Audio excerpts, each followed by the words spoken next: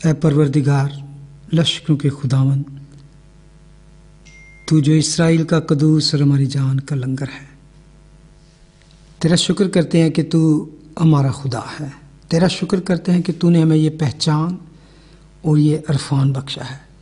खुदा, हम हमेशा तेरे तलबगार रहें, तुझे चाहते रहें, तुझे पूजते रहें, तुझे हमेशा धन्यवाद कहते रहें हमारे होंठों से। खुदावन, दूसरी बातों के बजाय तेरी बातें ज़्यादा निकले। खुदावन, ऐसा ही कर। खुदावन, बख्श दे कि आज जो तेरे लोग तेरे हुजूर में जमा हुए हैं, खुदावन, जितने जमा हुए खुदा, जो इस कलाम को सुनने के लिए, तेरी आवाज़ को सुनने के लिए खुदावन अपने दिलों को लगाया है, इधर अपने मन को की आंखों को खोला है, मैं तेरा खादम होते हुए खुदावंद इन तमाम तेरे बच्चों के लिए मुकाशफा और हिकमत की रूह को मांग लेता हूँ। खुदावंद, अपने बच्चों को ब्लेस कर, spirit of understanding and revelation, bless your children, ताकि तेरी कलाम की आवाज़ से, तेरे कलाम की बातों से खुदावंद जो अच्छी बातें हैं, जो ज़िंदगी की बातें हैं खुदावंद, हमारी ज़िंदगी जो इस दुनिया में रहते हुए वो ज़िंदगी बन जाए खुदावंद, संवर जाए खुदावंद, निखर जाए, और हम दूसरों इस दुनिया में रहते हुए एक ऐसी शानदार गवाही छोड़ें खुदावंद, नूर की मानद चमके और नमक की मानद खुदावंद हमारा मज़ा इस दुनिया में रह जाए। खुदावंद, लोग हमें याद करें खुदावंद जब हम यहाँ से जाएं। अपने बच्चों को बड़ी बरकत दे खुदा। आज की शाम के लिए तुझसे पाखरू का मुकम्मल मसा चाहते हैं, पाखरू की अनॉइंटिंग चाहते हैं और उसकी गाइडेंस चाहते हैं खुदावंद, ताकि जो कुछ कलाम खोला जाए, पढ़ा जाए, शेयर किया जाए, वो तेरी पाक मर्जी के मुताबिक, हम नहीं बल्कि तेरा पाखरू कलाम करे खुदावंद, और तेरे लोग तेरे कलाम से सैर हों। यीशु के नाम में सब कुछ मांगते, आमीन। खुदावंद का शुक्र अदा करते हैं, आज फिर खुदावंद ने हमें मौका दिया है कि हम उसके कलाम को देखें। तो जैसे कि चैप्टर 6 को शुरू किया हमने, इब्रानियों चैप्टर 6, तो हम इसको देखते हैं फिर। तो मेरा दिल है कि मैं इसको शुरू से पढ़ूं, लेकिन हम इसको देखेंगे वर्स 7 से। ये सिर्फ इसलिए शुरू से पढ़ना ज़रूरी है ताकि हमें पता चल जाए कि हम कहाँ से हमने छोड़ा था, पिछला थोड़ा सा जो नहीं शामिल हो सके वो इसको समझ सके। खुदावंद के कलाम में यूँ लिखा है, इब्रानियों 6 बाब उसकी पहली आयत से, पस आओ मसीह की तालीम की इब्तदाई बातें छोड़कर कमाल की तरफ कदम बढ़ाएं और मुर्दा कामों से तौबा करने और खुदा पर ईमान लाने की और बपतिस्मा और हाथ रखने और मुर्दों के जी उठने और अबदी अदालत की तालीम की बुनियाद दोबारा ना डालें। और खुदा चाहे तो हम यही करेंगे। वर्स 4, क्योंकि जिन लोगों के दिल एक बार रोशन हो गए और वो आसमानी बख्शिश का मज़ा चख चुके और रूहुल कुद्दस में शरीक हो गए और खुदा के उम्दा कलाम और आइंदा जहान की कुव्वतों का जायका ले चुके, अगर वो बरगश्ता हो जाए तो उन्हें तौबा के लिए फिर नया बनाना नामुमकिन है, इसलिए कि वो खुदा के बेटे को अपनी तरफ से दोबारा मसलूब करके इलानिया जलील करते हैं। क्योंकि जो ज़मीन उस बारिश का पानी पी लेती है जो उस पर बार बार होती है और उनके लिए कारआमद सब्ज़ी पैदा करती है, जिनकी तरफ से उसकी काश्त भी होती है, वो खुदा की तरफ से बरकत पाती है। और झाड़ियाँ और ऊंट कटारे उगाती है तो नामकबूल और करीब है कि लानती हो और उसका अंजाम जलाया जाना हो। आमीन। खुदावंद का शुक्र करते हैं इस कलाम के लिए। जैसे कि हमने इसको स्टडी किया पिछले दिनों में कि पास आओ हम मसीह की तालीम की इब्तदाई बातें छोड़कर कमाल की तरफ कदम बढ़ाएं। तो इसके लिए हमने कलाम में से सीखा कि जो एलिमेंट्री चीज़ें होती हैं, जो बिगनर चीज़ें होती हैं, जो ABC होती है, तो वो बच्चों के लिए होती है। तो खुदा का कलाम हमें सिखाता है कि हमें इस वक्त, हमने पिछले चैप्टर में पढ़ा था कि मुसन्नफ जो राइटर है वो कहता है कि इस वक्त तुम इतनी तालीम पा चुके हो कि तुम्हें उस्ताद होना चाहिए, कि तुम सिखाने वाले बन चुके हो, जबकि तुम्हें अभी भी दूध की ज़रूरत है। तो वो चाहता है कि हम आगे बढ़ें, हम कामलियत की तरफ, हम कमाल की तरफ जाएं, हम परफेक्शन की तरफ आगे बढ़ें। यानी कि जो भी आप दुनिया में कोई भी चीज़ स्टार्ट करते हैं तो वो ABC से स्टार्ट करते हैं, ताकि, और वो कहते हैं कि तुम्हें अब आगे जाना चाहिए। तो बहुत सी बातें, बहुत से क्रिश्चियन जो हैं वो क्रिश्चियन हो के भी तो अभी तक वो बच्चों की तरह रवैया होता है उनका एटीट्यूड ऐसे होता है कि अगर कलाम के बारे में उनसे बात कर लें तो खुद उनको पता ही नहीं है। और परसों से वो चर्चों में जाते हैं, बाइबल स्टडी में भी जाते हैं, तो वो चाहता है कि जब कोई कलाम की बात तुमसे पूछ सके तो तुम बता सको कि मैं कलाम को जानता हूँ और कलाम मेरी ज़िंदगी में चलता फिरता है, बसा हुआ है। और वो कहता है खुदा चाहे तो हम यही करेंगे कि हम ऐसी बातें दोबारा ना करें जो ओल्ड टेस्टामेंट की बात है, जो सिर्फ मसीह के आने के बारे में बताती है। जब मसीह आ गया तो उन बातों को छोड़ के अब मसीह की तरफ कदम बढ़ाएं, अब शैडो को छोड़कर रियलिटी की तरफ आएं, हम पिक्चर को छोड़कर यीशु को पकड़ लें। बकरों बछड़ों पर हाथ रख के अपने गुनाह ट्रांसफ़र करने की बजाय अब हम यीशु पर हाथ रख लें, उसको छू लें और उसकी सलीब पर, उस पर ईमान लेके आओ। आगे वो वर्स 4 में कहता है क्योंकि जिन लोगों के दिल एक बार रोशन हो गए और वो आसमानी बख्शिश का मज़ा चख चुके, रूह कुदस में शरीक हो गए। और ये हमने यहाँ पे 6 चीज़ों का जिक्र किया था कि ये कभी कभी ऐसे लोग होते हैं जो कलीसिया में शामिल हैं और बरसों से वो रूह कुदस का अनॉइंटिंग के अंडर है, क्योंकि बेशक उनकी ज़िंदगी में रूह कुदस नहीं, लेकिन उनके जो पार्टनर्स हैं या उनके रिश्तेदार हैं या उनकी कलीसिया के लोग हैं, उनकी वजह से वो भी इंजॉय कर रहे हैं। लेकिन पर्सनल तौर पर उन्होंने यीशु को कबूल नहीं किया, अपनी ज़िंदगी खुदा को नहीं दी, तौबा नहीं की। तो आगे वो वर्स 7 से जो आज हम देखेंगे वो लिखा है क्योंकि जो ज़मीन उस बारिश का पानी पी लेती है जो उस पर बार बार होती है और उनके लिए कारामद सब्ज़ी पैदा करती है, जिनकी तरफ से उसकी काश्त भी होती है, वो खुदा की तरफ से बरकत पाती है। अब ज़मीन, सोइल जिसको, वो हम हैं, हमारा दिल है, हमारी ज़िंदगी है, और उस पर बारिश हुई है। वो बारिश क्या है? कलाम की बारिश। जो बारिश को कहा गया ये गॉस्पल है कि बार बार कलाम सुनो, बार बार आप पर बीज बोया जाए। ज़मीन हमारा दिल है।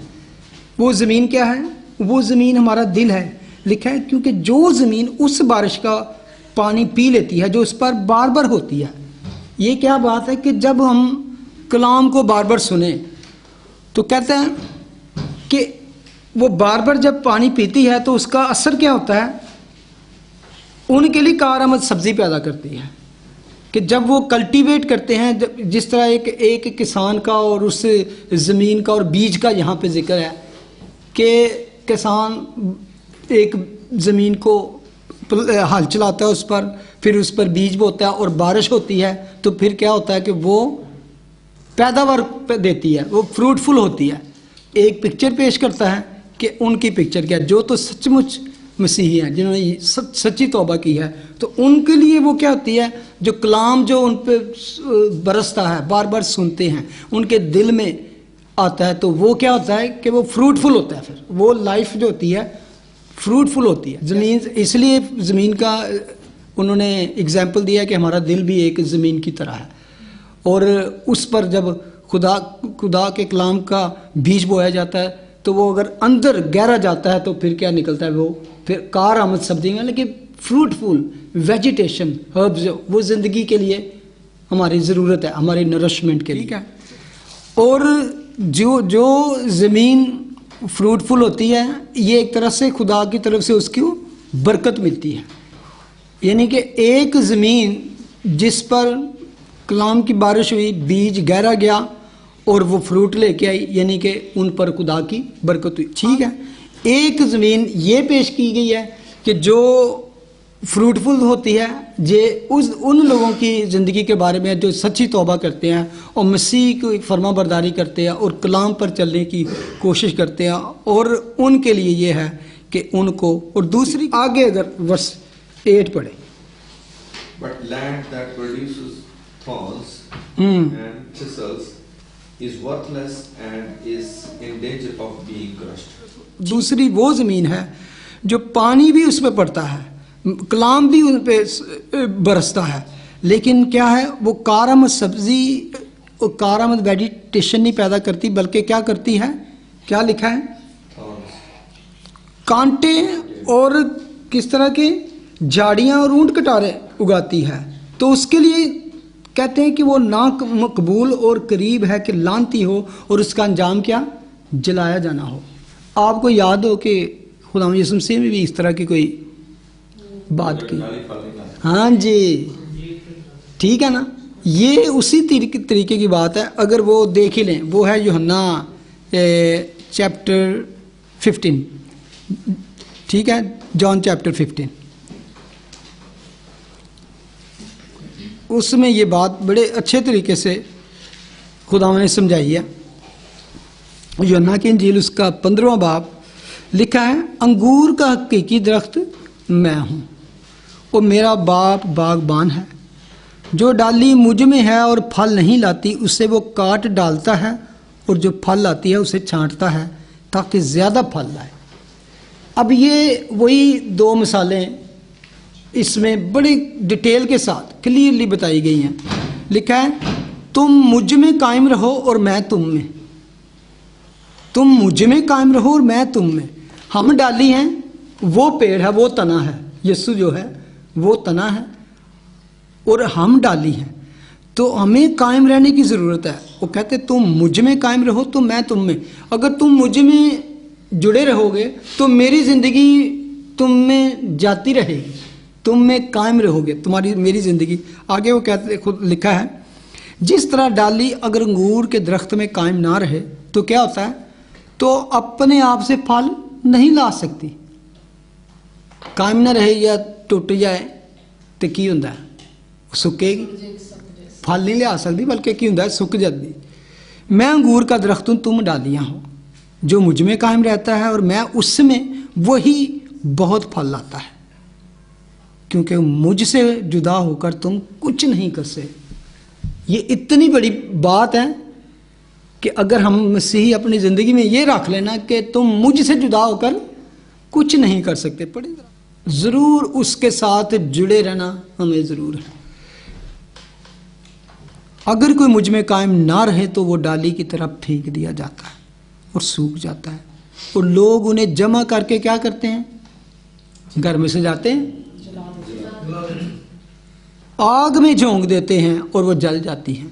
अगर तुम मुझ में कायम रहो और मेरी बातें तुम में कायम रहें। अब वो और तफसील से खुदावंद बता रहे हैं, और ये खुदावंद के अपने मुंह की बातें हैं कि मुझ में कायम रहने का मतलब है कि मेरी बातें तुम में कायम रहें, तो जो चाहो मांगो वो तुम्हारे लिए हो जाएगा। मेरे बाप का जलाल इसी से होता है कि तुम बहुत सा फल लाओ।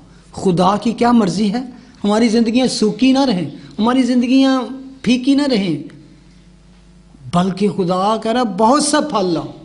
और मैं इस पे जब गौर करता हूँ कि खुदा कहता है कि तुम बहुत सा फल लाओ, कि उसकी चाहत ही नहीं, बल्कि जब किसी की ज़िंदगी से भी फ्रूटफुल होती है तो खुदा के नाम को जलाल मिलता है।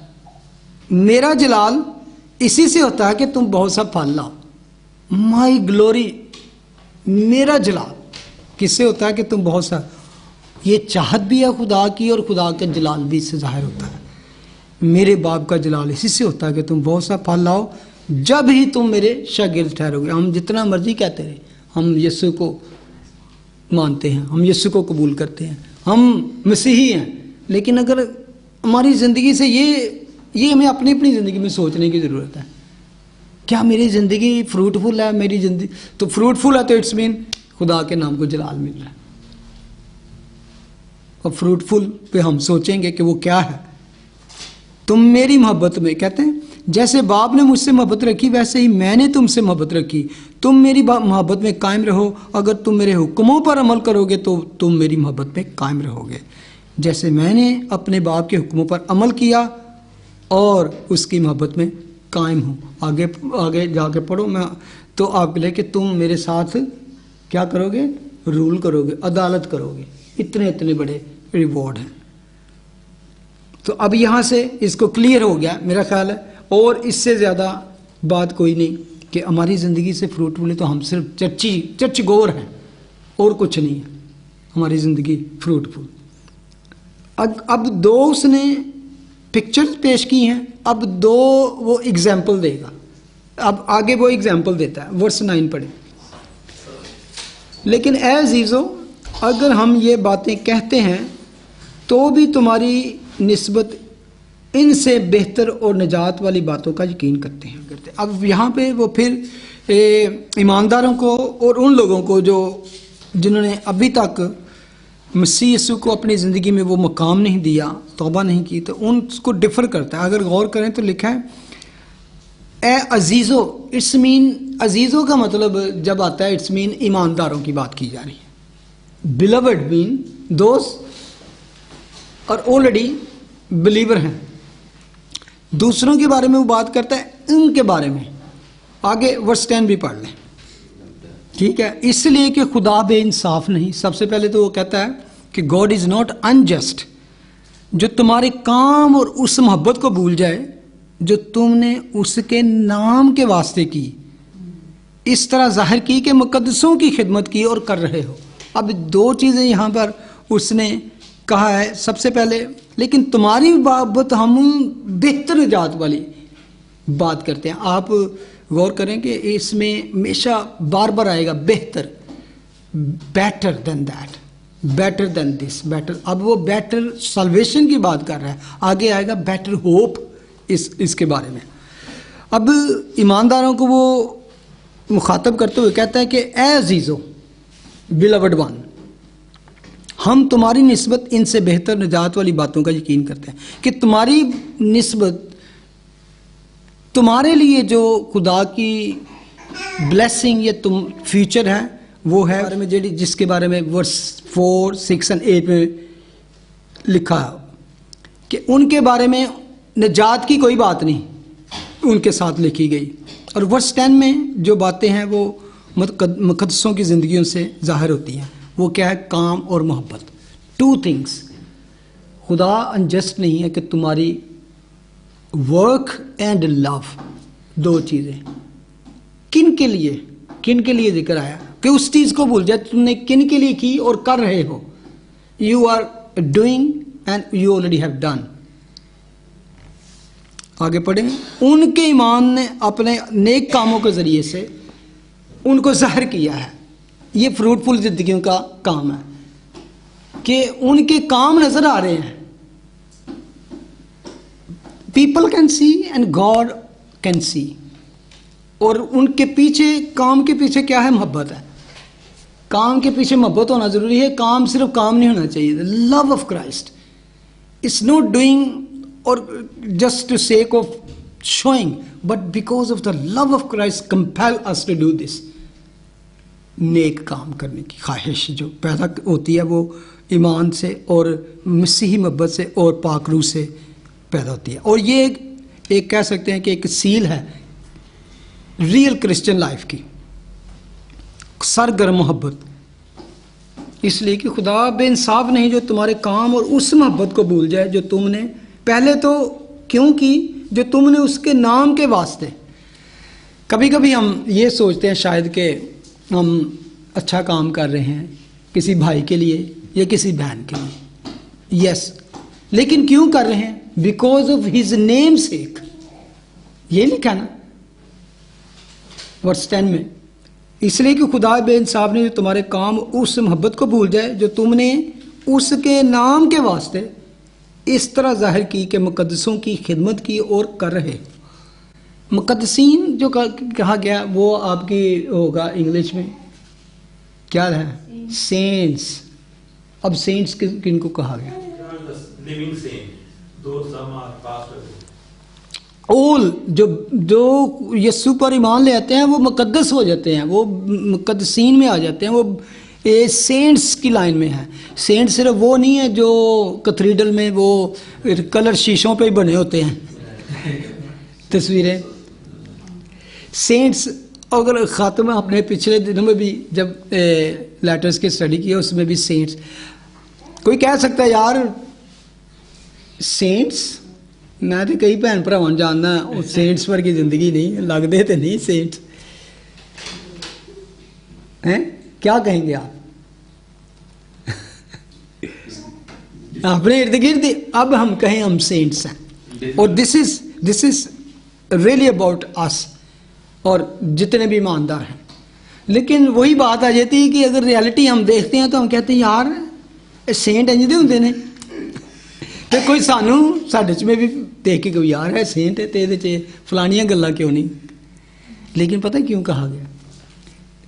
बेशक साडी जिंदगी कामल नहीं है, परफेक्ट नहीं है, लेकिन ये बात की गई है पोजिशनली एंड स्पिरिचुअली तौर पर जो हमारी पोजीशन है। जब मसीह को कबूल करते हैं ना कि मसीह यीशु हमारा निजात दहिंदा और उसके खून के वसीले से हम पाक किए गए हैं, पाक होना सिर्फ यीशु के खून से है। खून पाक करता है, ठीक है ना, खून से ही हमारे गुनाह धुलते हैं। तो वो धुला हुआ बंदा जो है ना, पोजिशनली हमारी पोजीशन जो है खुदा के सामने वो पाक है। हम बेशक इस जिंदगी में रहते हुए हमारी वो गवाही नहीं है एक दूसरे के सामने, प्रैक्टिकली वी आर नॉट वो, लेकिन पोजिशनली खुदा जब हम देखता है जिन्होंने तौबा की है तो वो पोजिशनली खुदा के हुजूर जो है वो बिल्कुल पाक है यीशु की वजह से। वो बात कर रहा है पोजिशनली हमारी पोजीशन क्या है खुदा के हुजूर। जितने ईमानदार हैं जिन्होंने यीशु को कबूल कर लिया, they are holy, they are saint, और ये 100% आपको बिलीव करना चाहिए। बेशक आप किसी की ज़िंदगी में, आपकी ज़िंदगी में हम खुद नज़र मारें जिन कहते हैं अपनी ज़िंदगी में, तो हमारी ज़िंदगी में भी कई ऐसी कमज़ोरियाँ, कमियाँ, ख़ताएँ, तकसीरें और गुनाह भी आ जाते हैं, लेकिन हम तौबा करें तो खुदा माफ़। लेकिन खुदा की नज़र में जब तक हम इस ज़मीन पर हैं positionally heavenly we are holy man, we are saints. लेकिन प्रैक्टिकली हमें सैंक्टिफिकेशन के दौर से गुजर रहे हैं, डे बाय डे। क्या वो कहना ना फ्रूटफुल होने की और यीशु के ताबेदारी करने की और मैच्योरिटी की तरफ, वही तो कह रहे हैं कि अभी तक तुम बच्चों की तरह हो, मैं तुम्हें चाहता हूँ कि कमाल की तरफ कदम बढ़ाएं, परफेक्शन की तरफ। हाँ जी,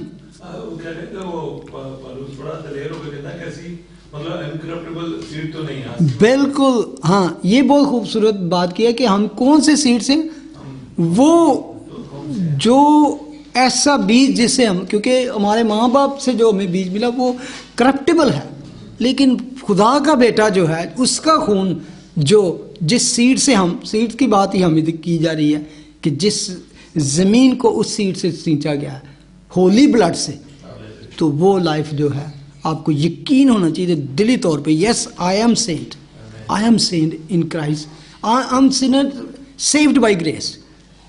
अच्छा, रेवलेशन में आ जाए तो जब कलीसियों को खत लिखे जाते हैं तो बार बार वर्क्स का काम आता है, तुम्हारे काम, ये मसीह के और ये चर्च के बारे में खुदावंद कहते हैं। इवन इफिसस की कलीसिया चैप्टर 2 वर्स 1 में लिखा है, इफिसस की कलीसिया के फरिश्ता को ये लिख कि जो अपने दाहिने हाथ में सितारे लिए हुए है और सोने के 7 चिरागदान में फिरता है, वो ये फरमाता है कि मैं तेरे काम और तेरी मुशक्कत और तेरा सब्र तो जानता हूँ। यानी कि खुदावन, हम खुदा के लिए कुछ भी करते हैं ना, वो खुदा के हुजूर गिना जाता है। बल्कि खुदा का कलाम कहता है ना, खुदावन ने खुद कहा कि तुम किसी को मेरे नाम से सिर्फ एक गिलास ठंडे पानी का पिला दोगे तो उसका रिवॉर्ड नहीं तुम खोओगे। ठंडे पानी का गिलास यीशु के नाम से किसी को पिला देना, हेवन पे आपका रिवॉर्ड लिखा गया। उस खुदा ने लिख दिया एक गिलास ठंडे पानी का reward, I don't know what is going to be. और खुदा ये कहता है तो दिस इज बस्ट, ठीक है। आगे वो कहता है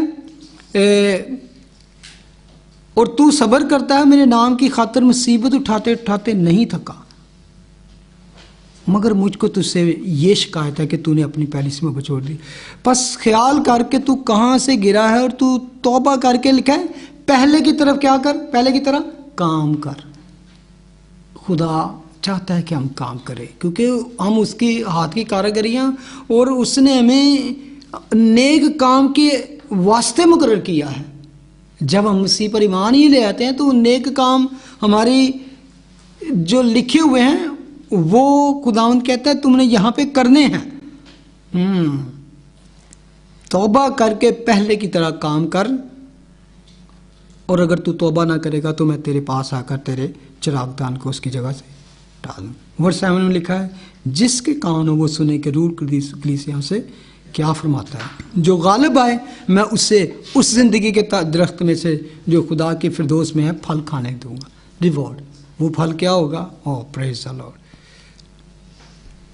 आगे तौतीरा की कलीसिया के फरिश्ता को ये लिख के खुदा का बेटा जिसकी आंखें आग के शोला की मानद, कि मैं तेरे कामों को और मोहब्बत और ईमान और खिदमत और सब्र को तो जानता हूँ। यहाँ पर भी वही आ गया ना कि खुदावंद कलीसियाओं में फिरते हैं और देखते हैं कि ये इस कलीसिया क्या कर रही है। इस कलीसिया को भी खुदावंद यही लिखता है, चैप्टर 2 वर्स 18 तवातीरा की कलीसिया। आगे वर्स 25 में लिखा है और अलबत्ता जो तुम्हारे पास है मेरे आने तक उसको थामे रहो। जो कुछ तुम्हारे पास है उसको मेरे आने तक थामे, जो मेरे कामों के मुवाफिक आखिर तक अमल करेगा मैं उसे कौमों पर इख्तियार दूंगा, रिवॉर्ड कौमों पर इख्तियार। उस दिन नबील पूछ रहा था ना कि कौन से रिवॉर्ड है हमारे।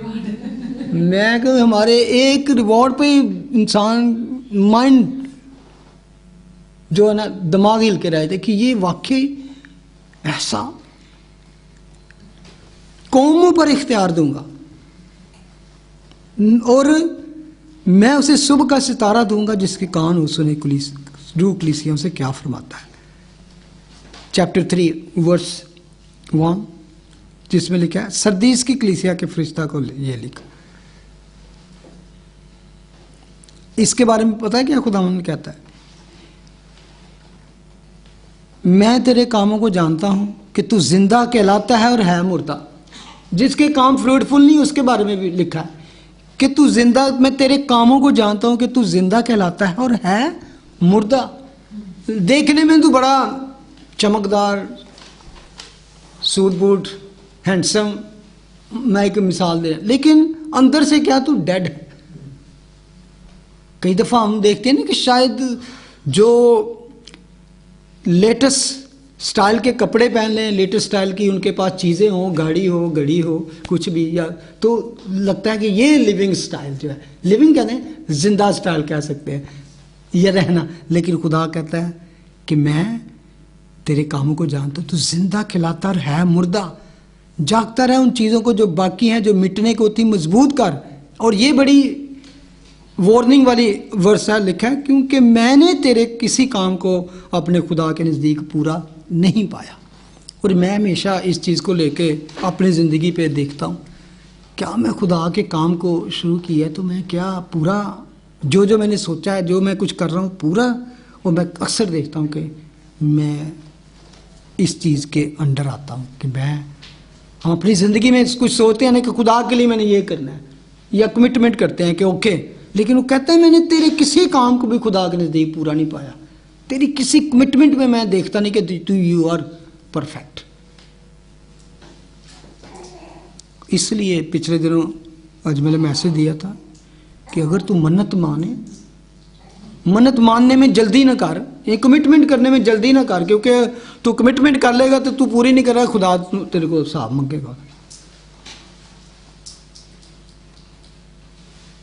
बस याद करके तूने किस तरह तालीम पाई और सुनी थी और उस पर कायम रहा और तौबा कर। और अगर तू जागता ना रहेगा तो मैं चोर की तरह आ जाऊंगा, तुझे हरगिज़ मालूम ना होगा। इसके बारे में लिखा है जो गालिब आए उसे इसी तरह सफ़ेद पोशाक पहनाई जाएगी और मैं उसका नाम किताब हयात से हरगिज़ ना काटूंगा। हो, मैं यहाँ से इस बात पे खौफजदा हो गया कि किताब हयात से नाम काटा भी जा सकता है। यही कि जिसका मतलब है ना, मैं उसका नाम किताब हयात से हरगिज ना काटूंगा। और दिस इज सो हॉरिबल मेरे लिए लगती है। फिर हमें वापस पिछले स्टडी पे ले जाती है कि जो कलाम सुन के उस बारिश का पानी पी पी के वो ज़मीन फ्रूट ना पैदा करे तो उसका अंजाम क्या होगा? जलाया जाना। और रूल कुदस का मज़ा चख चुके हैं वो हमने पिछले दिनों में कितनी नेमतों। तो वो कहता है कि मैं उसका नाम किताब हयात से हरगिज़ ना काटूंगा, बल्कि अपने बाप और उसके फरिश्तों के सामने उसके नाम का इकरार करूंगा। और फिर जिंदा कहलाता और है मुर्दा, वो सफेद बिल्ली कब्रां वाला था किताब। हाँ, यीशु ने उनको कहा ना, फकी फरीसियों को, चौके पाले अंदर, यानी कि देखने को वो ऐसे कहते हैं, अपने पोशाक के चौड़े किनारे चौड़े रखते हैं और वो महफिलों में आला कुर्सियाँ चाहते हैं और लोगों से तारीफ चाहते हैं, यानी कि उनके, और किसी छोटे बंदे ने असल से कहते हैं कोल भी नहीं लगन देते। तो खुदावन ने कहा तुम सफ़ेदी फिरी कब्रों की मानो। तो बाहर से तो बहुत खूबसूरत नजर आती है, लेकिन अंदर मुर्दों की हड्डियों से, नजासत से भरी हुई है। तो यहाँ पर खुदावन कहता है कि मैं तेरे कामों को, अच्छा आगे फिलदिफिया की कलीसिया के बारे में खुदावन क्या कहते हैं, चैप्टर 3 वर्स 7। फिलदिफिया की कलीसिया के फरिश्ता को ये लिख के, जो कदूस और बरहक और दाऊद की कुंजी रखता है, जिसके खोले को कोई बंद नहीं करता और बंद किए वो कोई नहीं खोलता, वो ये फरमाता है, फिर वही बात कि मैं तेरे कामों को जानता हूँ, देख मैंने तेरे सामने एक दरवाज़ा खोल रखा है, कोई उसे बंद नहीं कर सकता।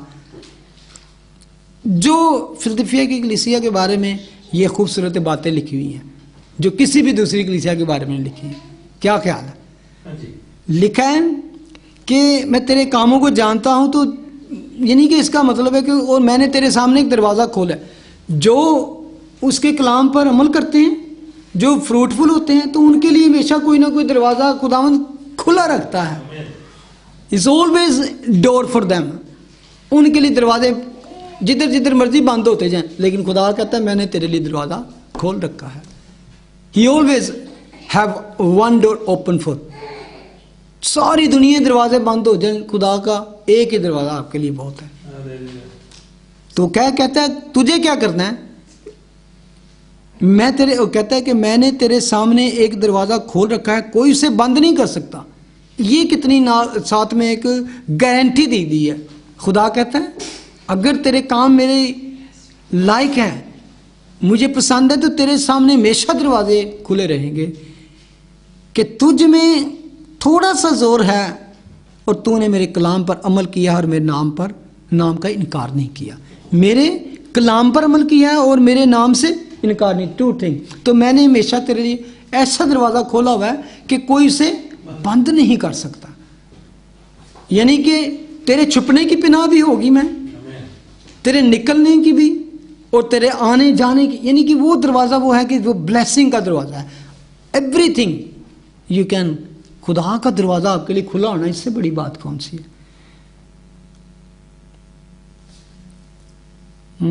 चूंकि तूने मेरे सब्र के कलाम पर अमल किया है, इसलिए मैं भी आजमाइश के उस वक्त जो तेरी हिफाजत करूंगा, जो ज़मीन के रहने वालों के आजमाने के लिए दुनिया पर आने वाला है। ठीक है, ये उसका रिवॉर्ड क्या है कि तूने सब्र करके मेरे कलाम पर अमल किया। यानी कि परसिक्यूशन में भी, मुश्किलात में भी, दुखों में भी तूने मेरे कलाम पर अमल किया और मैंने भी तुझे रिवार्ड किया है। मैं भी उस आजमाइश के वक़्त तेरी हिफाजत करूँगा जो तमाम दुनिया के रहने वालों पर आने वाला है। वो क्या है? ज़मीन के रहने वालों के आजमाने के लिए तमाम दुनिया पर आने वाला है। ये फ्यूचर की बात की गई है और तमाम दुनिया पे आने वाला है। वो क्या है? ग्रेट ट्रिबुलेशन, बड़ी मुसीबत का दौर जिसे कहते हैं। और वो बड़ी मुसीबत कौन सी है? रैप्चर के टाइम की, एंटी क्राइस्ट के टाइम का, वो आखिरी ज़माने का वक्त है। ये एक चीज़ और भी ये साबित करती है ये वर्ष। इससे पता है क्या कि ईमानदार जो है, जो उसके कलाम पर अमल करते हैं, वो उस आजमाइश में से नहीं गुजरेंगे। बड़ी मुसीबत और जो तमाम दुनिया पर आने वाला है उसके बारे में जो बात की गई है, मैं उस मुसीबत से, छोटी छोटी मुसीबतें जो आती हैं उससे खुदावंद कहता है लड़ो।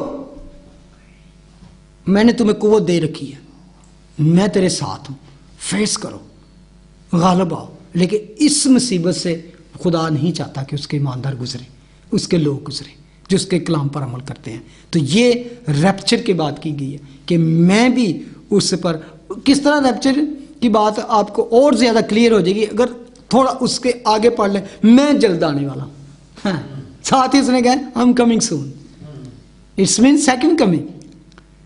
तो साथ उसने इशारा दे दिया कि ये कब होगा, मैं जल्द आने वाला हूँ। तो इसका मतलब है कि कलीसिया मुसीबत के दौर में से नहीं गुजरेगी। एंटी क्राइस्ट मुखालफ मसीह के इस दुनिया पे उभरने से पहले कलीसिया उठा ली जाएगी। वो 7 साल का जो पीरियड होगा, जिसके मुकाशवा, जिसके बारे में जो बड़ी मुसीबत का दौर होगा, वो मुसीबत का दौर खुदा के कलाम में याकूब की मुसीबत का दौर है, यानी इसराइल का और दुनिया का है, ईमानदारों का नहीं, कलीसिया का नहीं है। लिखा है जो कुछ तेरे पास है उसे थामे रह ताकि कोई तेरा ताज ना छीन ले। और कितने रिवार्ड की बात करें हम, हैं? जो कुछ तेरे पास है थामे रह, यानी कि whatever you are doing keep doing. जो तेरे पास है, जो ईमान तेरे पास है, जो कुव्वत तेरे पास है, जो काम तेरे पास है, जस्ट कीप डूइंग दैट ताकि कोई तेरा ताज ना छीन ले। जो गालिब आए मैं उसे अपने खुदा के मकदस में एक सतून बनाऊंगा।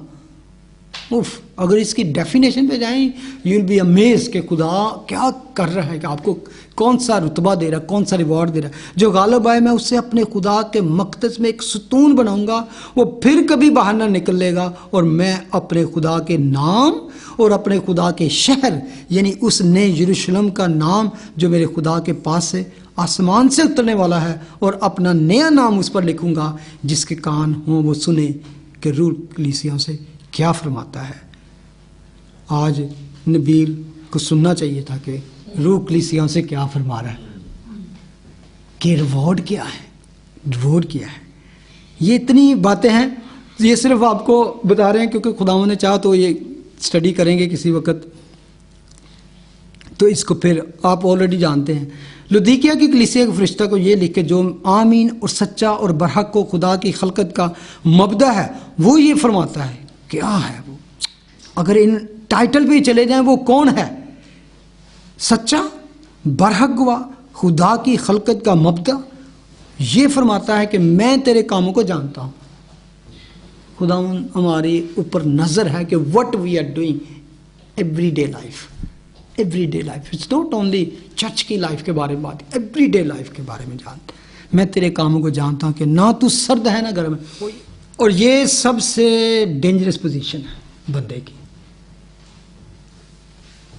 ये क्रिश्चियन ईमानदार के बारे में बात की है जो अपने आप को मसीही कहलाता है, और ना उसकी ज़िंदगी में कोई एक्टिव है खुदा के लिए, तो ना ही वो बिल्कुल ठंडा है। जो खुदा की बात है तो वो कहे कि मैं सब कुछ जानता हूँ, मुझे पता है मैं खुदा के कलाम। लेकिन खुदा वो खुद ही इस चीज़ के ऊपर अपने ऊपर ये उसके कह सकता हूँ कि दफ़ा लग जाती है कि वो खुद कहता है मैं जानता हूँ, और उसके बाद सर्द है, उसकी ज़िंदगी से कोई पता नहीं चल रहा, उसकी ज़िंदगी से कोई गवाही नहीं है वो कि ये क्रिश्चियन है भी कि नहीं। हो सकता है ये आपकी वर्क प्लेस हो, आपका स्टडी प्लेस हो, आपकी कंपनी ऐसी हो कि किसी को पता ही नहीं है आपके बारे में कि हु यू आर। ये आपकी ज़िंदगी से कोई यानी कि मसीही लाइफ जो है वो ज़ाहिर नहीं हो रही। खुदावंद की आपकी ज़िंदगी में कोई काम नहीं है। वो कहता है सर्द है ना गर्म है, काश के। और ये खुदावंद की यानी कि काश के जब हम कहते हैं ना, ये एक दर्द के साथ निकली बात है, काश कि तू इस तरह कर लेंदा या ऐसा होता। तो खुदावंद असल में यानी कि इसके लिए तड़प है उनके लिए, अपने लोगों के लिए, काश के तू सर्द या गर्म होता। यार किसे पासे से ठहर जाता कुछ ना कुछ। पर क्यों क्या है सर्द या गर्म?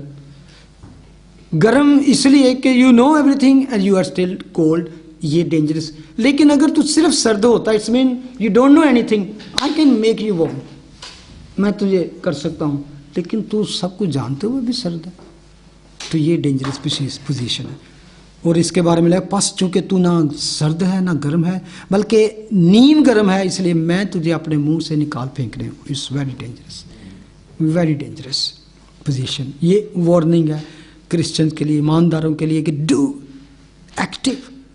वो जो पॉल एक जगह पे आके तिमिथियस थोड़ा सा घबरा गया क्योंकि वो इतनी प्रॉब्लम में फंस गया कलीसिया की जो जिम्मेदारी की थी, जैसे बंदा पीछे जाने की कोशिश करता है। होता है ऐसे वक्त आते हैं जब आपको इतनी, तो वो वहां पे कहता है कि तू घबरा ना, जो नेमत तुझे रसूलों के हाथ रखते वक्त मिली थी उसको चमका दे, हैं उसे काम में ला, डू वर्क इट। और बल्कि आगे लिखा ना, ठीक है हम कभी कभी अपनी ज़िंदगी में कोल्ड हो जाते हैं, थोड़ा सा ठंडे, तो वो कहते हैं गो बैक, कहते हैं याद करके तू कहाँ से गिरा है और तौबा करके पहले जैसा काम कर, तो फिर खुदावंद आपको बहाल कर सकता है। अगर आपकी ज़िंदगी में ऐसा हुआ है तो वो कहता है go back, repent and start again. Return, repent and क्या, स्टार्ट अगेन। तो वो खुदा माफ कर सकता है। ये ईमानदारों के लिए, लेकिन उन ईमानदारों का, उन लोगों, उन जो अपने को मसीह कहलाते हैं और कलीसिया से दूर हो जाते हैं और मसीह के खिलाफ हो जाते हैं, उनकी तो बख्शिश भी नहीं। उनके बारे में लिखा है ना, जो मैंने मिसाल दी थी ना भाई की, कि अगर वो आज भी आ जाए तौबा कर ले, क्योंकि उसके मुंह से हमने कभी मसीह के खिलाफ बात नहीं सुनी, लेकिन वो आज भी आके तो तौबा करेगा, बहाल हो जाएगा। चाहे उसकी ज़िंदगी से गुनाहों से भरी है, लेकिन एक चीज़ नहीं की कि आप यीशु को बारे में कुफर नहीं बका, तो फिर भी खुदा आपको माफ़ करे। सिर्फ उसको माफ़ी नहीं, जो उल्टा चला जाए और जाके मसीह की उस पार्टी में शामिल हो जाए जो मसीह को ऊपर कुफर बकती है। आखिर में वो कहता है कि मैं तुझे मुंह से निकाल फेंक रही हूँ। ये वही है कि जैसे आपके मुंह में किसी चीज़ को डालें और एकदम आपके मुंह को टेस्ट अच्छा तो आप थूक देते हैं आप उसको। वो कहता है नहीं, मैं तेरा टेस्ट, तू मेरे मुंह में ऐसा टेस्ट ना बन, मेरी किंगडम में बदमज़ा नहीं होना चाहिए तुम। इसलिए कहते हैं अपने में नमक रखो, है तुम्हारा मज़ा जाता ना रहे। अगर क्या नमक का मज़ा जाता रहे तो क्या होता है, बाहर फेंक दिया जाए और आदमी के पांव तले और रोंदा जाता है। मैं जिन जिन को अजीज रखता हूं उन सबको मलामत और तंबीह करता हूं, बस सर गर्म हो और तौबा कर।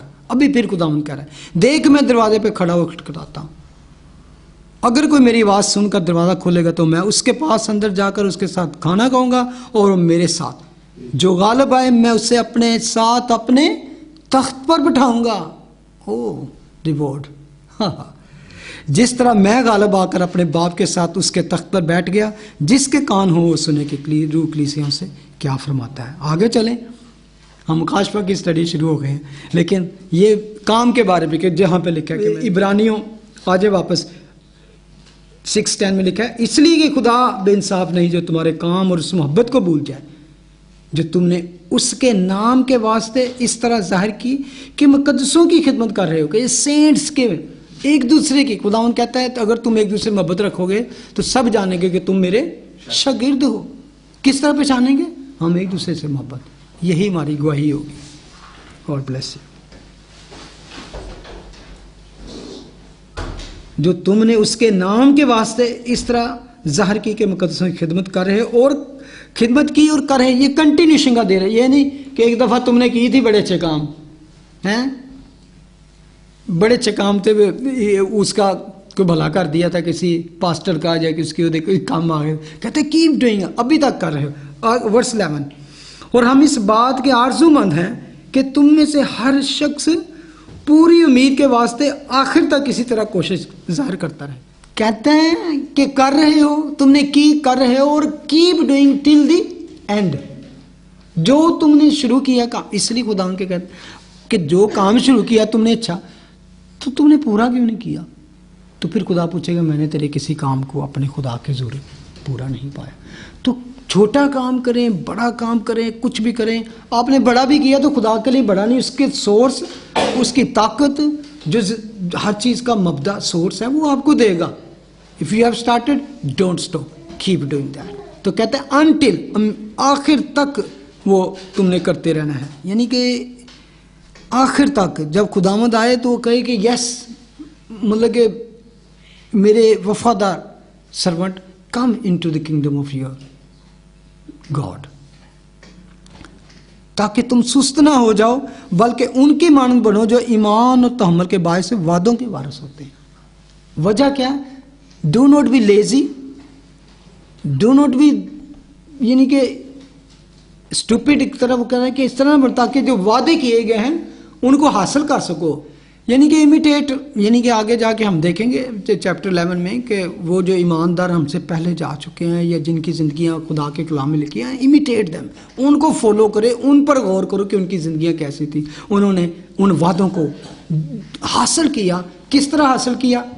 यहाँ पे लिखा है कि पहले सोचना हो जाओ कि उनकी मानद, अब वो कौन है जिनकी मानद, उनकी मानद बनो जो ईमान और तहम्मुल के बायस वादों के वारिस हो, बाय फेथ एंड बाय, किस तरह? बाय फेथ एंड पेशेंस, सब्र के साथ, ईमान के साथ। और इसकी मिसाल देने के लिए वो एक ऐसा शख्स चुनता है जिसकी मिसाल देता है वर्स 30 में, इब्राहिम की मिसाल। और इब्राहिम की मिसाल जब वो देता है तो कहता है, चुनांचे जब खुदा ने इब्राहिम से वादा, अब वादों की बात आ गई ना, करते वक्त कसम खाने के वास्ते किसी को अपने से बड़ा ना पाया तो अपनी ही कसम खाकर फरमाया कि यकीनन मैं तुझे बरकतों पर बरकतें बख्शूंगा और तेरी औलाद को बहुत बढ़ाऊंगा। और इस तरह सब्र करके उसने वादा की हुई चीज़ को हासिल किया। जब खुदा ने इब्राहिम को बुलाया तो सबसे पहला वादा किया, क्या किया था उसने? बड़ी कौम बनाऊंगा। यानी कि उसकी बीवी बांझ थी और उसकी उम्र कितनी थी जब खुदा ने बुलाया? कितनी उम्र थी उसकी? 75। God bless you. उसकी अपनी उम्र 75 थी। और जब खुदा ने उस वादे को पूरा किया उस वक्त कितनी थी? 100। तो कितने साल सब्र किया उसने? 25 ईयर्स। 25। इसलिए खुदा कहते कभी कभी हमें ज़िंदगी में कुछ चीज़ें खुदा के प्रॉमिस है हमारी, लेकिन एकदम नहीं भी पूरी होती तो ईमान और तहम्मुल के साथ आप अपने वादों के वारिस हो सकते हो। तो जिस तरह यहाँ पर इतनी ग्रेट एग्जाम्पल दी गई है कि मैं समझता हूँ कभी कभी हमें इस चीज़ को नुकसान सा नज़र आता है एक लिहाज से ईमानदार का, कि वो मसीह की खातर सब कुछ छोड़ दे, जिस तरह इब्राहिम ने छोड़ दिया। तो उसे नज़र कुछ नहीं आ रहा अगर, तो यार मैं सारा कुछ छाड़ देता है मसीह ले, उनकी करी। और यही क्वेश्चन आपको याद है पतरस ने भी किया था, हम तो सब कुछ तेरे छोड़ छाड़ कर तेरे पीछे चले गए, हमें क्या मिलेगा? तो खुदावंद ने कहा कि जिस किसी ने इस दुनिया में कलाम की खातर, ये मेरी खातर, अपने बहन भाइयों, अपने बच्चों, अपने माँ बाप, अपने घर दौलत को, अपनी चीज़ को मेरी खातर छोड़ दिया, उसको 100 गुना मिलेगा और हमेशा की ज़िंदगी, हमेशा की ज़िंदगी। कभी कभी क्योंकि हमें हर चीज़ मुस्तकबिल में, फ्यूचर में नज़र आती है तो हम कहते हैं यार पता नहीं होनी है कि नहीं, कब होगी, सबसे पहले कब होगी। फलाने बंदे का तो चर्च भी नहीं जाता तो बड़ा घर बना ले हम हो जाते हैं इंसान होते हुए यार, उसके पास तो हम वहीं के वहीं हैं। अभी हम किराए के मकान में रह रहे हैं, वो उन्होंने घर भी बना लिया, ये हो गया। खुदा उन कहते नहीं, उन पे नज़र ना करो, जब शरीर बढ़ते हैं तो उन पर रश्क ना कर, उनकी तरफ से ऐसा ना सोच, क्योंकि उनका पाँव हमेशा फिसलने वाली चट्टान पे होता है। उम्मीद, वो कहता है इब्राहिम की मिसाल इसीलिए दी गई है कि ये हमें इनकरेजमेंट हो, ये यकीन करने के लिए उम्मीद के ऊपर खुदावंद कह रहा है कि तुम्हारा ईमान जो है सब्र रायगा नहीं जाएगा, बल्कि उसका आपको रिवॉर्ड मिलेगा। अब यहाँ पे खुदा एक बड़ी अजीब बात करते हैं कि लिखा है वर्स 15 वर्स 16 सुने जरा, जो और करें, ये बड़ी अच्छी बात है, आपके कभी काम आएगी। आदमी तो अपने से बड़े की कसम खाया करते हैं और उनके हर कजिया का आखिरी सबूत कसम से होता है। यानी कि आज भी जब हम कसम खाने का कोई हो, जो कसम देनी है, तो हम उसके अंदर कॉन्सेप्ट क्या है हमारा कसम खाने का।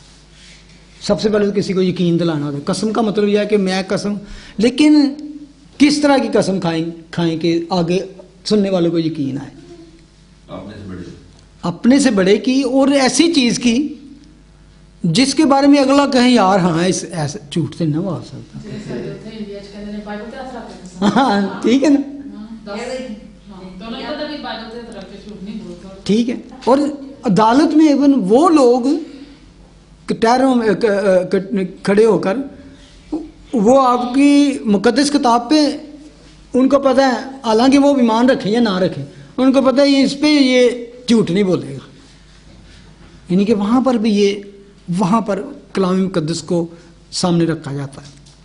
आदमी तो अपने से बड़े की कसम खाया करते हैं। फॉर एग्जाम्पल चलो ये छोड़ दें, कई दफ़ा हम कहते हैं यार मैं अपने माँ बाप की कसम खाना, यानी कि इसका मतलब है कि अगर मैंने गलत कसम खाई तो मेरे माँ बाप को कुछ हो सकता है या उन पर कोई कर्ज आ सकता है।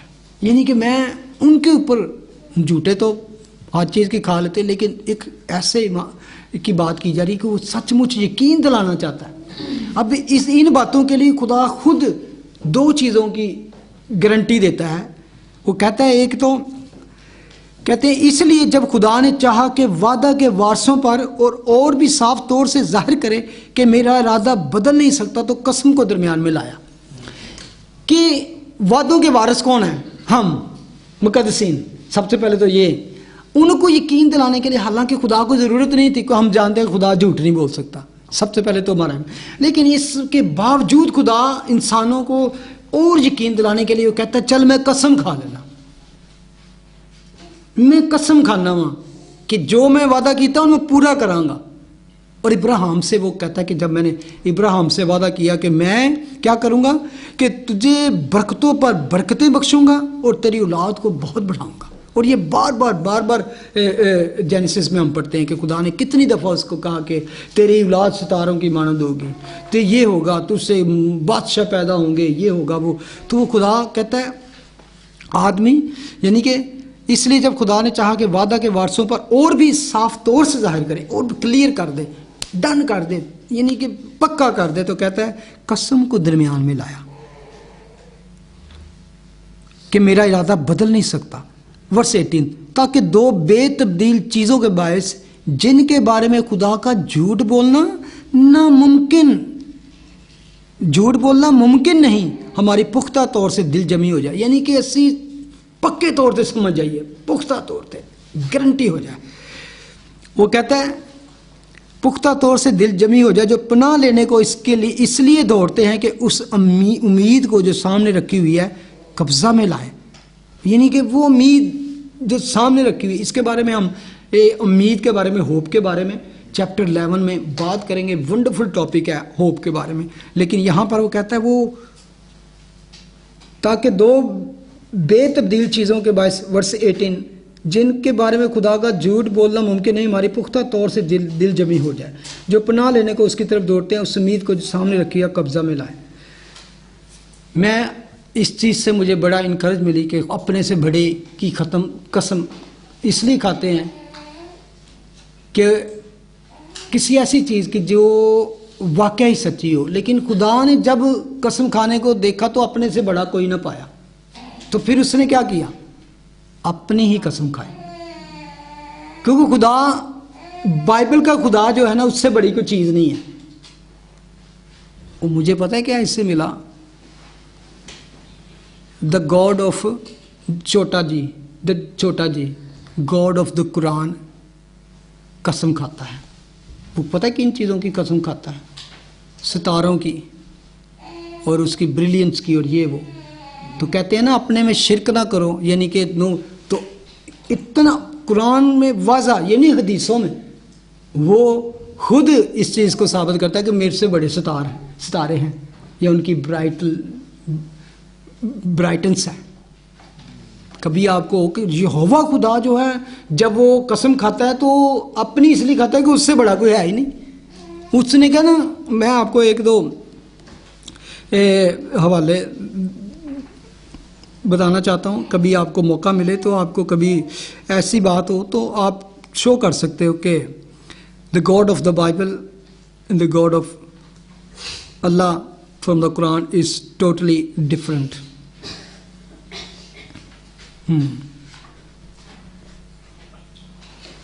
बहुत सारी वर्सिंग हैं जिसमें Allah is swearing under created things, जिसको हम शिरक कहते हैं ना, अल्लाह किसी को शिरक मिला। इसमें लिखा है सूरतुल तकवीर 81:15 लिखा है, but he I swear by the stars, ठीक है। आगे लिखा है सूरतुल Qalam 68:1, I swear by the pen and what the angel write. Allah कसम खा रहे हैं। आगे लिखा है सूरतुल Shams 91:1, I swear by the sun and its brilliance. ये चंद चीजें क्लियरली यानी कि लिखा हुआ, लेकिन the God of the Bible ये तो उसके हाथ की कारागरी है, ये तो उसने कहा तो हो गया, उससे बड़ा कोई नहीं। It's mean the Allah of the Quran, उससे बड़ी चीज़ें जो है, क्योंकि खुदा के कलाम में साफ साफ लिखा है कि आदमी हमेशा अपने से बड़ी चीज़ की और बड़े की कसम खाया करते हैं। तो जब खुदा ने कसम के लिए हिब्रू 6:13 में अभी हमने पढ़ा कि when God made his promise to Abraham, since there was no one greater for him to swear by, he swore by himself। बहुत सारी ऐसी बातें हैं कि खुदा ने ना तो अपनी हयात की कसम, अपनी हयात की कसम। तो ये हमेशा याद रखें, खुदा जो बाइबल का खुदा है वो रियल खुदा है, जिंदा खुदा है। यहोवा खुदा इज़ ओनली ट्रू गॉड, ठीक है। अब वर्स लिखा है 19 and 20, इससे हम ख़त्म करेंगे। वो हमारी जान का ऐसा लंगर है जो साबित और कायम रहता है और पर्दा के अंदर तक भी पहुंचता है। कि वो हमारी जान का ऐसा लंगर है, एंकर ऑफ माई सोल। ये इस तरह के गीत भी हैं, anchor of my soul. Anchor का काम क्या है? लंगर का, ठीक है। इतना बड़ा जहाज होता है तो सिर्फ उस लंगर को जब फेंक दिया जाता है तो क्या होता है, वो इतने बड़े जहाज को काबू कर लेता है। एंकर तो फेंक दिया जाए तो उसकी रस्सी जहाज के साथ ना लगी हो तो फिर क्या होगा? वो जो चेन होती है इतनी बड़ी, इतनी मोटी, वो हमारी जान का लंगर है। यानी कि हमारी जान जो है, हमारी सोल जो है, हम जो हैं उसके साथ इस तरह बंधे हैं कि वो हिल नहीं सकता, हमको कोई शेक नहीं कर सकता। खुदा यीशु मसीह ने कहा कि जो भेड़ें मेरा बाप मुझे देगा, जो आदमी मेरे पास मेरे खुदा की तरह, उनमें से मैं एक को भी खो ना दूंगा। और लिखा है कि कोई मेरी भेड़ को मुझसे छीन नहीं सकता, मेरे हाथ से कोई मेरी भेड़ को छीन नहीं सकता। वो हमारी जान का ऐसा लंगर है जो इतनी मजबूती के साथ हम उसके साथ बंधे हैं। पूरा जहाज जो होता है कितना भी बड़ा, इसका मतलब है कि वो शेक नहीं होता। तो यीशु हमारी जान का लंगर है, हमारी जान को उसने संभाला हुआ है, उसकी हिफाजत है, उसके कंट्रोल में है, असल में आप कह सकते हैं। तो हमें डरना नहीं चाहिए। आगे बड़ी खूबसूरत बात की उसने कहा है, वो हमारी जान का ऐसा लंगर है। अब कैसा लंगर है? जो साबित और कायम रहता है, इतना मजबूत है कि he is strong and steady and powerful, और हमेशा कायम रहता है। यानी no one can shake that, move नहीं कर सकते। जो साबित और कायम रहता है और पर्दा के अंदर ही तक पहुंचता है। अब ये पर्दा के अंदर तक पहुंचता क्या है? पर्दा के अंदर तक पहुंचने का ये वो बात है कि एक हैकल में काहिन भी एक लिमिट तक जा सकता था। प्रीस्ट जो होता था, हाई प्रीस्ट जो होता था, वो साल में एक दफा अंदर जाता था और इतनी क्विक सर्विस उसकी होती थी कि बस इंज किया, तो ये नहीं कि उसको अपनी जान की फिक्र होती थी कि जल्दी जल्दी अपने, लेकिन वो कहता है जहाँ पर वो नहीं जा सकता था आम तुम, वो वहाँ तक भी हमारे लिए रसाई हो चुकी है, अप्रोच हो चुकी है। ओह, और पर्दा के अंदर तक भी पहुँचता है जहाँ यीशु क्या है, हमेशा के लिए मलके सदक के तौर पर सरदार काहिन बनकर हमारी खातिर पेशरो के तौर पर दाखिल हुआ। वो हमारे, हालेलुया, वो हमारे आगे एक ऐसा कमांडर है जो आगे जाता है तो हर चीज़ को खोलता जाता है, जो उसके वसीले से हम उसके पीछे पीछे हर जगह पे दाखिल हो सकते हैं। वो ऐसा कमांडर नहीं है कि पीछे लोग कहें तुम अगे अगे लड़ो ना जाकर, तो मैं पीछे जरा घोड़े पर बैठ के तो तुम देखता रहा। वो ऐसा कमांडर है, वो सबसे आगे जाता है, वो तूफानों को, आजमाइशों को, हर चीज़ को वो खुद डट के उसको थाम लेता है, डिस्ट्रॉय करता है, और आपको सिर्फ उसके पीछे उस लंगर की चेन के साथ लगे रहना चाहिए। हमारी जान का ऐसा लंगर है, वो अंदर हमेशा तक, और इट्स नॉट वक्ती तौर पे, क्योंकि वो काहिन जो होते वो क्या जाए साल बाद फिर वापस आके खड़े नहीं हो सकते थे, बैठना तो दूसरी बात, वो हमेशा के लिए वहाँ पर मौजूद रहता है। खुदावंद आपको बरकत दे। Next week we will going to start मलके सदक सालम के 7वें को, जरा गौर से पढ़ के आए उसके बारे में, तो हम उस पर बात करेंगे जहाँ हमारा उस जगह पे, इसको हम पनाह का शहर भी कहते हैं, उस पनाह के शहर को खुदा के लंगर ने रोका हुआ है। पेशरो की बदले के हमसे पहले, बिफोर अस, बिहाइंड अस तो उसकी कुव्वत है, लेकिन वो हमें गाइड करता है, एक तरह हमें प्रोटेक्ट करता है, और हमें उसके पीछे रह के। आपको याद होगा कि बियाबान में जब वो गुजर रहे थे तो रात को वो खुदा आग के सतून के जरिए उनके होता था, और सुबह को बादल की सूरत में।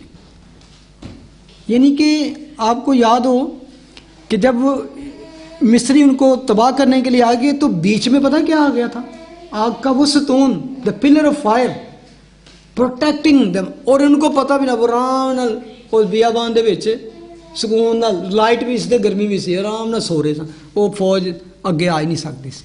वो ऐसा लंगर है, हमारी जान का ऐसा लंगर है जो हमें हर तरफ से महफूज रखता है, तूफ़ानों से, आजमाइशों से वो हमें महफूज रखता है।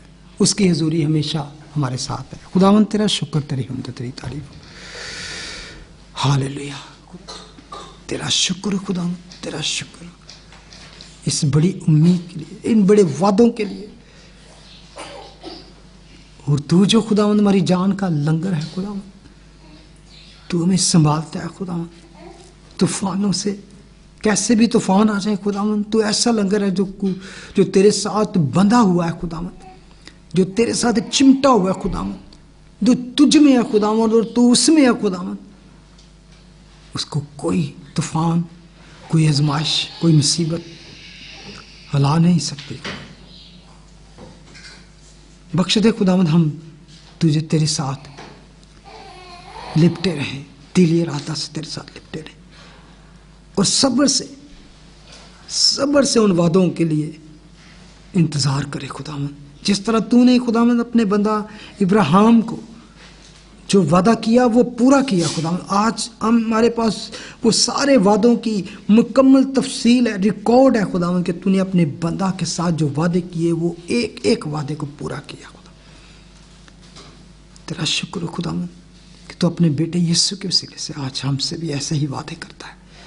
बख्श दे खुदावंद कि हम तेरे साथ वफादारी के साथ, ईमानदारी के साथ लिपटे रहे, चिमटे रहे, ताकि खुदावंद उन सब वादों को के वारिस बने हमेशा की जिंदगी के, जो तूने अपने लोगों की रखी। Thank you Jesus, in Jesus name pray. ऐ हमारे बाप तू जो आसमान पर है, तेरा नाम पाक बने, तेरी बादशाह आए, तेरी मर्जी जैसे आसमान पर पूरी होती है ज़मीन पर। हमारे रोज़ की रोटी आज पर, जिस तरह अपने कसूरों को माफ़ कर दे, तू हमारे कसूर माफ़ कर, हमें आज़माइश में न पड़ने दे, बल्कि बुराई से क्योंकि बादशाह, कुदरत और जलाल हमेशा थे। आमीन। God bless you. Thank you for coming. सलाम जी।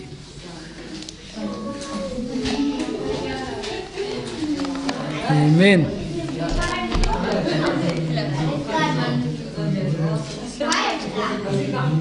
Everybody.